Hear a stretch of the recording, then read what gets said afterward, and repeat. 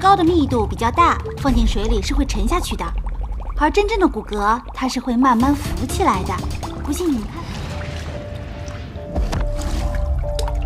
老师，老师，高陵大学和 AU 女子唱团代表了高陵两大产业的最高成就。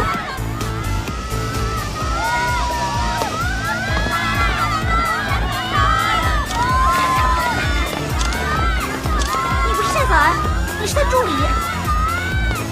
那真正的夏早安在哪里啊？看见了吗？我才刚上来。你快点儿，我快撑不住了。哦，我知道。每次跟你出来都遇上这种事儿，你说我怎么这么倒霉啊？如果不是你赖床的话，我们能迟到。不是你逼我熬夜办案，我能起不来吗？你天天翻墙就知道踩我，你什么时候能减减肥？你再提我胖，我就把你拿大米哥身份 ID 偷玩游戏的事情告诉他。对不起，超模。哎，你听好了，3班体育课，其他人在列队，然后有6个人在打篮球，保安在老地方巡逻。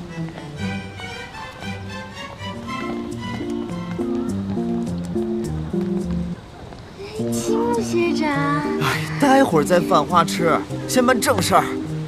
知道了。哎，6班班主任和那个丁大头好像去礼堂。他们走到哪儿了？要进教学楼了。哎，啊，丁大头又回来了。你让我下来，让我下来。行不行？都看清楚了吗？我的眼力你还信不过？好吧，我来跟你分析一下。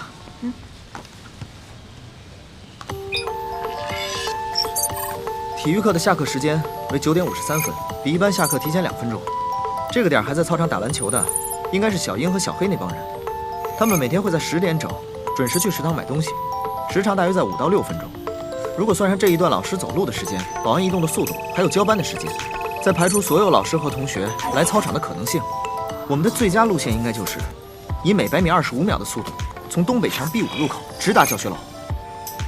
出发时间是9点51分32秒。B5口在哪儿？这儿。时间呢？哦，还有3秒。还不快？哦。哇！哎，你拉我上去啊？你走正门不就行了吗？那多麻烦啊！快帮我！快！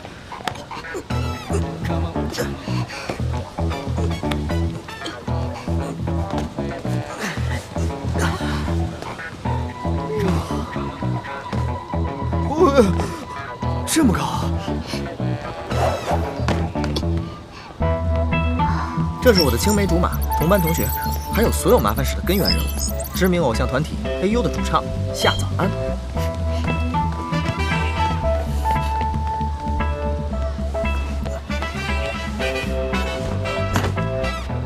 我叫米卡卡，高陵大学初级学院2年级，2天前刚满18岁，成为了一名需要履行社会义务的高陵市公民。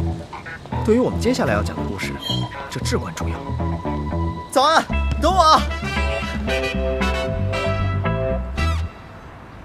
这次有什么理由啊？我演唱会要排练。不舒服。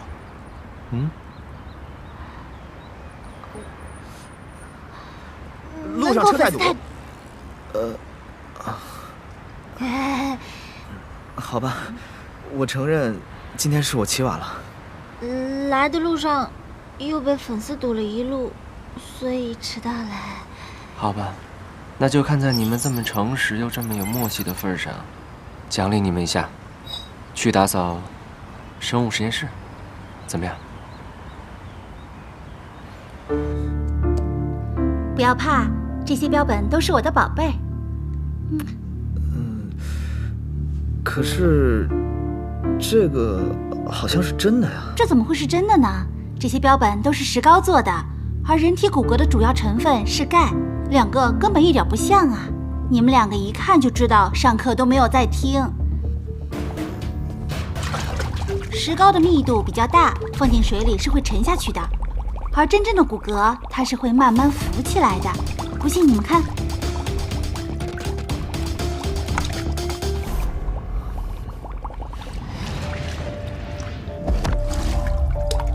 老师，老师，谢谢你，辛苦了。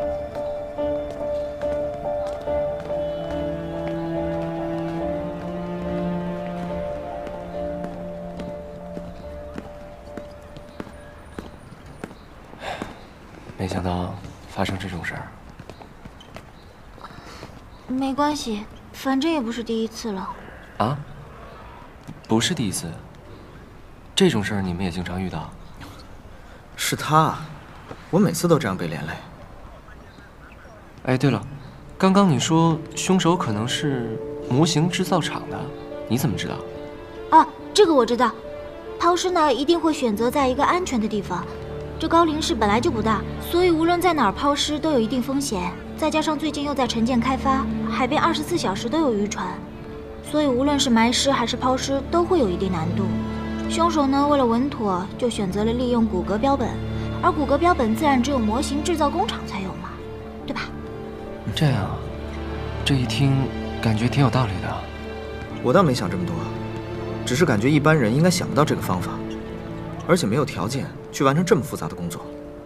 如果真的是这样的话，我觉得破案难度应该不是太大，只需要逐一排查工人就好了。凶手应该不是工人，而是管理层。管理层？你确定吗？要不我现在去和警察通知一下吧。哦，不用，他哥就是警部的，他能想到的，他哥肯定也差不了。他们现在应该已经去现场抓人了。制作车间的工人全在这里了，一个都不少。检验结果刚刚出来了，死者为男性，35岁左右。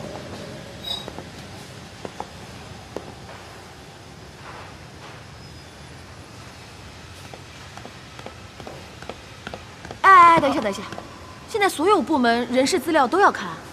我也不知道，但警察是这么说的。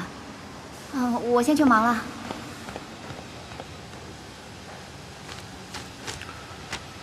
查下他们几个。不是应该重点排查车间工人吗？不好意思，可以帮我查一下近期你们库管部和质检部有没有人事调动吗？好，考勤表都有，可能要找一下。不过，咱们这么草率的就说是管理层干的，会不会？工人在施工过程中人多眼杂，很难进行替换。只有放置在仓库的时候，才是最好的替换时机。只是通常，入库的模型是已经包装好的，所以最有可能的是质检人员。只有他们有充分的理由破坏包装，并且有足够的时间作案。小慧姐，你要回去了？是啊，我刚请了假。哦，明天见。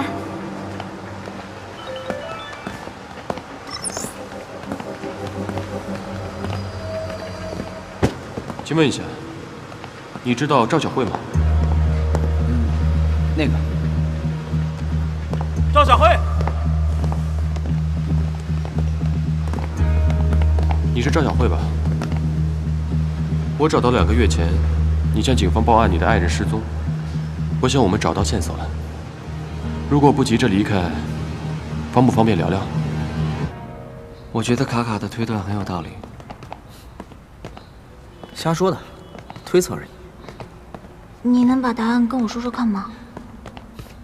卡卡，你这么有天赋，报考大学本部的时候有没有考虑过刑侦专业？当警察太累了，我呀，还是在清闲的时候做吧。哦，对了，我还有事儿，我先走了。哎，你不跟我一起回去吗？你呀，还是先搞定你自己的事儿吧。我在老地方等你。